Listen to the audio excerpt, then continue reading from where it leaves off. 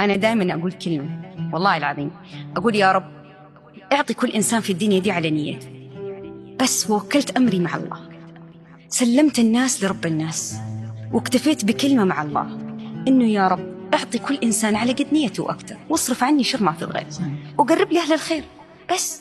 ويبدأ الإنسان كذا ما يطالع ما يشوف، فما يفتح باب للعالم، لأنه العالم هذا في كل شيء. زي لما أقول لك بالضبط عبد الله افتح باب شارعك، افتح باب الشارع، ايش حتلاقي في الشارع؟ كل شيء. سلام البنات، واش راكم؟ واش حواكم؟ ان شاء الله تكونوا كامل بخير وعلى خير، والصحه تاعكم كامل تكون لاباس. صباح الخير، صباح الحب على اغلى حبيبات على قلبي.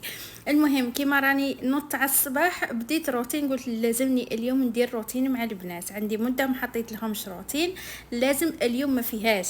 هنا اول حاجه اللي نبدا بها ديما كيما نوض الصباح على الاخوه، انا نكون ما كليت والو ما شاربه والو، ناكل الخلطه تاعي هذه اللي فيها العسل وسانوج، المليحه بزاف للرحم، لتكيس الماء بايظ، للحمل مليحه بزاف وفيها فوائد ما تصوروش كيف ما. ديما ناكل مغرف على الاخوه ومغرف في الليل، هذه هي. ومغرف بعد كي نكمل العشاء وكلش كي نعود رايحه نرقد ناكل مغرف. هنا كل مرة وكيف ما، مرة نفطروا مرة ما نفطروش. ساعات ندير لهم البيض مشرشم مع الفرماج وكلش، وساعات ما يحبوش بناتي يفطروا لي، ما لا شريت لهم هذا كوندي شوكو، هذا حطيت لهم كاس وراحوا يجروا وشربوه وشوفوا يشبع. هذا قنحهم ثمثم سما اصلا ما نضناش بكري، نقول لكم الصح، باه نقول لكم راني نايضه على 6 ولا 7 وانا نخدم، لا نضنا جباه 9 هكاكا بديت الخدمه.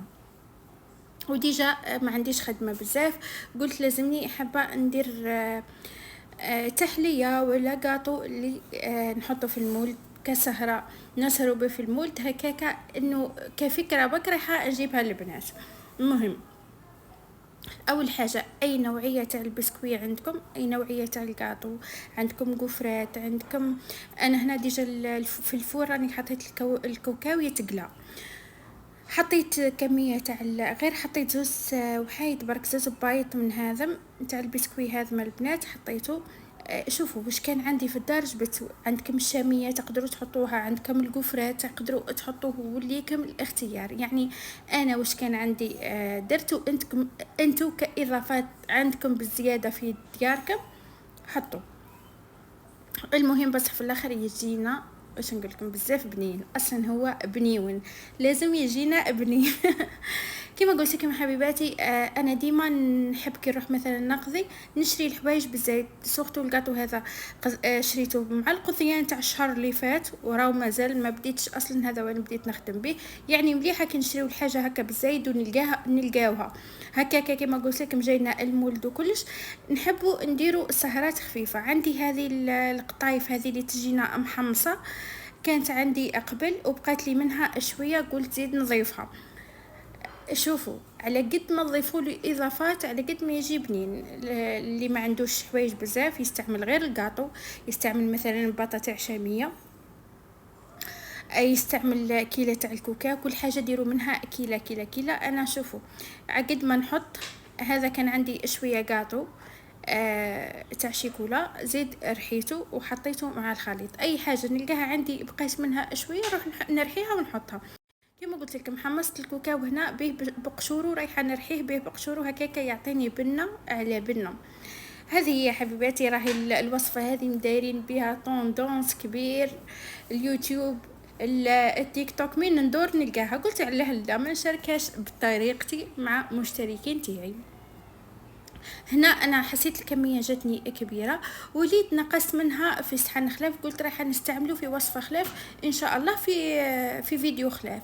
هنا اذا عندكم اي شيكولا اوبتيلا ولا حاجه تقدروا تلموا بها. انا ما كانش عندي الشيكولا، لميتها بك بالطوفيه كراميل هذا، حطيت زوز مغارف كبار، مغرف صغيره مغرف كبيره تاع الزبده. كي لقيتها ناقصت لي شويه ما تلمتش، ضفت لها شويه تاع العسل هكاكا تلمت لي في ساعه. نولي نشكلها حرابش كيما راكم تشوفوا هكاكا كيما الشمعه. كي نكملها كامل نولي نحطها في الكونجيلاتور هكاك. لازمها تحكم روحها وتجمد لي شويه باه نعرف نقلاصيها. وبالنسبه للشيكولا البيضاء انا حطيتها ذوبتها في حمام مائي. كاينين بزاف اللي يقولوا لي تجيناش مليحه، حطوها في حمام مائي ومع التحريك المستمر بقى يحركوا فيها هكاكا حتى نذوب لكم، ورايحه تجيكم بزاف مليحه. اي شيكولا عندكم تقدروا تستعملوها.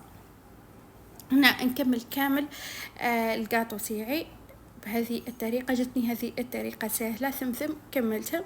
هاي واش جابني الكميه. استعملت الشيكولا البيضاء هذه ساعه فيجي كاو، بزاف عجبتني. المهم الجاتو تاعي راكم تشوفوا فيه كيف ما حطيت شيكولا ذوبتها في حمام مائي. هنا حطيته في كاس باه ما يديليش كاس هكا شويه ضيق باه ما يديليش الشيكولا ياسر ونبقى نفزت فيها. اول حاجه اللي لازم نديروها في الخطوه هذه لازم نديروا القاعده تاع الكعبه تاع الكاطو باه كي نحطوها توقف. فهمتوا عليا؟ من تحت لازم تجينا هكا القاعده تاعها شويه حكمه روحها شويه عريضه باه كي نحطها تبقى واقفه. هذه هي. ندير كامل الكميه بنفس الطريقه. شوفوا راهي واقفه كما قلت لكم، بس حكم ما ديروش القاعده هكا تعرضوها شويه الكعبه تاعكم رايحه تطيح وما تجيكمش واقفه وما تجيش الشكل تاع الشمعه. هنا نكمل كامل الجاتو تاعي بنفس الطريقه. شوفوني كيف ما راني نعبز عليها من تحت باه تجي حكمه روحها.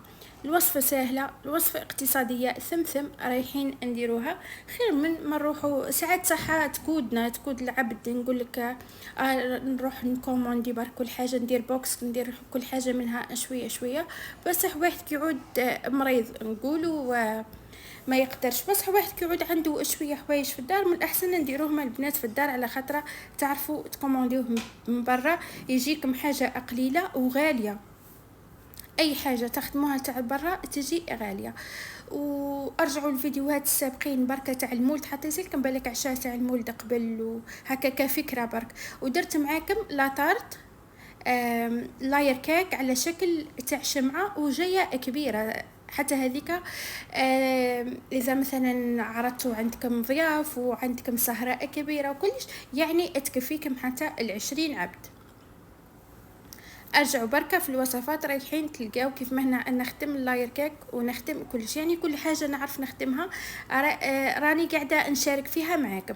حاجه ما نعرفش نخدمها راني نتعلم منكم وما ما فيهاش عيب البنات. رانا كامل شوفوا على حسب ما راني انا نعرف حوايج بزاف نحس بروحي ما نعرف والو. على قد واحد ما يتعلم مليحه ليه راي ماشي عيب انك تقولي ما نعرفش روح نتعلم الحاجه هذيك باه نولي نعرفها.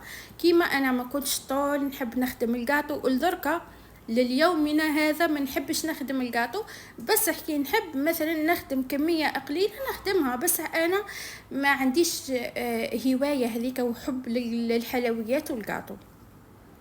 بصح اني مثلا نخدم لي طارت نحب نخدمهم. هذه هي. واليوم قلت والله ما نخليها في قلبي وفي خاطر البنات اليوم ندير لهم هذا الوصفه تاع الشمعه بطريقه سهله ومبسطه. هنا كما راكم تشوفوا الشمعه تاعي راهم واقفين وحكمين رواحهم ما خصهمش غير يشعلوا هكاكا. بقات لي شويه شيكولا بيضاء نحطها في لابوش كيما هذه ونولي نديرها من الفوق هكاكا باه كشغل الشمعه بدات تذوب زعما بصح شكلها بزاف مليح. سورتو جايكم ضيف في السهره عندكم تحطيها في الطاوله تاع السهره بزاف مليحه مع شويه تاع طمينه مع شويه تاع المكسرات شويه تاع لاتاي. وهذا مكان يعني ما نكثروش وما نفسدوش باه ما يروحش الحوايج خساره. تعرفوا كل حاجه غاليه ما تجي تشري هذيك الحاجه بسيدي وسيدك مالا. حاولوا على قد ما تقدروا ما نفسدوش وما نبذروش نديروا كميه قليله اللي رايحين ناكلوها ولا حسب الناس اللي عندنا هذاك النهار اللي جايين يسهروا معنا. هذا مكان انا بالنسبه لي راح عندي هذا الجاتو مع شويه تاع طمينه اذا درت شويه تاع طمينه، ولا بالك ندير وحده تاع الخبزه تاع الكنافه. هذا مكان يعني حتى لاطارت ولا لاير كيك مانيش رايحه ندير، على خطره ديجا راني نشوف فيها درت حاجه كبيره مع شويه مكسرات. هذه هي مع الهنا وغير واحد يكملهم برك. هذا مكان ديجا راني كنا في المولد قبل نكثروا وتروح تطيش. والله يا البنات انها تروح تطيش، قادره ندير بزاف حوايج بصح مانيش حابه انبذر. هنا قولوا لي انتم من الناس تاع الطمينه ولا من الناس تاع الزريره؟ انا من الناس تاع الزريره، ما نحبش الطمينه، نحسها سميد هكاك مقلي وخلاص ما فيها حتى قو. بصح انا نحب الزريره. شوفوا الزريره تاع ناس الشرق نديروها للمراه النافسه. انا نحبها ديما تكون عندي في داري، ماشي شرط لازم امراه نافسه كيما هي، كيما الطمينه اللي يديروها هذيك الطمينه. بس شوفوا هذه الزريره شريت الكيلو تاعها، شريت الكيلو تاعها ب30,000، مخلطة بالخروب، مخلطة بالتمر، مخلطة بالقمح، مخلطة بالعسل، بالحمص، العدس، مخلطة كلش في بعضها كيما راكم تشوفوا. نحط الزبدة، نحط الكمية هكا تاع الزريرة، نحط الكميه تاع الزريره ونبدا نخلط. وفي هذيك الزبده اللي ذوبتها نحط مغرف كبيره ولا مغرف ونص كبيره تاع العسل. نبدا نخلط، ما نخليهاش الجامده، نخليها بهذه الطريقه تكون شويه حكمه روحها. هذه هي الزريره تاعنا كيف ما نديروها. ما نروح نقلي سميد، ما حد شي نشريه من هارو واجد. نحطها في الصحن تاعي، وانتو واش حبيتوا تزينوها، مكسرات شاميه، واش عندكم تزيان ديروها. انا هنا كنت درتها للفطور، هذه حبيت نشاركها برك معاكم. انا ديما عندي الروينه، واش يقول لها روينه ولا زريره كل واحد واش يقولها. انا ديما عندي في الدار على خاطر نحب ناكلها، حتى بناتي مثلا الصباح يحبوا ياكلوها، سورتو كي ديريها لهم بالعسل تاع العسل الحر، ماشي هذا تاع المرجان. ها هي كيف ما مع شويه تاع المكسرات ولا لوز فيلي، وهذا ما كانوا تجيكم بنينه. انا من عشاق الزريره، ماشي الطمينه ما نحبهاش. وصلنا، حطيت الكاتو تاعي شويه يبرد. هنا وصلنا وقت العشاء، وراجلي كما قلت لكم ديما كي يجي بكري لازم يكون العشاء واجد. هنا حبيت ندير شويه تاع البيري، حاجه خفيفه مع السخانه مع كلش. والله يا البنات ما نلقاو واش نطيبوا، رانا كامل كيف كيما انا كيما انتم كل يوم واش نطيب غدا واش نطيب عشاء. ساعات حتى نقول لبناتي ما تاكلوش، صوموا ما ناكلوش، كرهنا من الوقفه. انا كرهت من الوقفه تاع الكوزينه، وزيد مع ذيك السخانه ما واحد ما عادش يقدر. ديما في الغداء مثلا ندير لهم حاجه عصام شرشم ولا كاشير ولا طون، وهذا ما كان ندير لهم لي ساندويتش. وهذا ما كان اللي سقساوني بزاف قالوا لي سيرين دعاء، اليوتيوبرز هذيك سيرين دعاء اختك على خاطر صوتك يشبه لها وكل حاجه. انا نقول لكم نعرفها كيفكم. ما عنديش يعني معاها بزاف، نشوفها ونعرفها صح، ماشي ما نشوفهاش بصح ما تكون ليش يعني بعاد كل البعد على بعضنا. هي في بلاصه وانا في بلاصه، بالك لافوا تاعنا شويه تشبه لبعضها، بصح انا راني نشوف فيها ما تشبهش طول لبعضها. حبيت برك قداه مره نلقى في لي كومونتير سيرين دعاء اختك قولي لنا مشكون. ما اختي ما والو، راني نعرفها كيفكم. هذا مكان هنا. شوفوا الحميس هذا اللي شاركته معاكم قبل، بقى هو قعد 10 ايام في الفريجيدار، ما فزد ما والو، قعد بنين عسل. هنا كما راكم تشوفوا الدجاج هاهو، حطيت له راجلي نحط له هو ياكل على خاطر كما قلت لكم يجي بكري ويحب ياكل. هذه هي حطيت له عشاه. هاوليكم بيري جات بزاف بنينه مع هذاك لاصوص تاعها قليل، حتى الدجاج محمر ما نعرف علاه الكويس كي نديرهم يجوني صح ابنان خير من اللي يتباعوا لبرا. نرجعوا للكاطو تاعنا، شوفوا كيف مهجه. اش رايكم؟ تقول ما نفزدوش ونخليه برك ديكور باهي، يهبل ما عندي ما نحكي لكم. وبنين هو بنيون وزيد بنين. ها والشكل تيعو روعة روعة ما شاء الله. نتمنىكم كامل تجربوه وتخليوا لي كامل راياتكم في لي كومنتير، ولا تقدروا تشاركوا معايا في المنتدى واش حبيتوا. وهذا ما كان.